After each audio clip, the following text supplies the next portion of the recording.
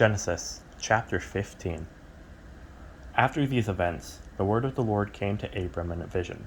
Do not be afraid, Abram, I am your shield. Your reward will be very great. But Abram said, Lord God, what can you give me, since I am childless, and the heir of my house is Eliezer of Damascus?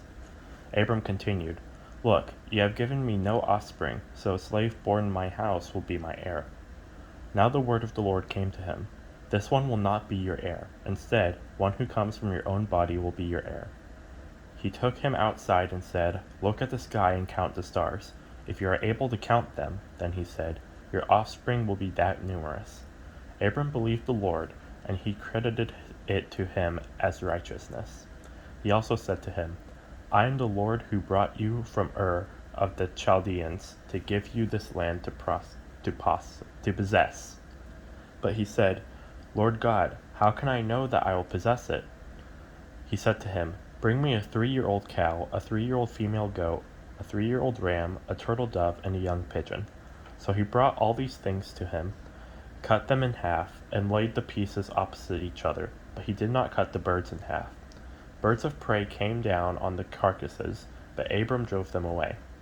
As the sun was setting, a deep sleep came over Abram, and suddenly great terror and darkness descended on him. Then the Lord said to Abram, Know this for certain, your offspring will be resident aliens for 400 years in the land that does not belong to them, and will be enslaved and oppressed. However, I will judge the nation they serve, and afterward they will go out with many possessions. But you will go to your fathers in peace, and be buried at a good old age. In the 4th generation they will return here, for the iniquity of the Amorites has not yet reached its full measure.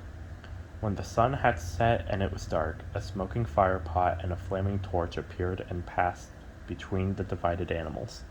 On that day the Lord gave a covenant with Abram, saying, I give your land to your offspring, from the brook of Egypt to the great river, the Euphrates River, the land of the Kenites, Kenizzites, Kadmonites, Hethites, Perizzites, Rephaim, Amorites, Canaanites, Girgashites, and Jebusites.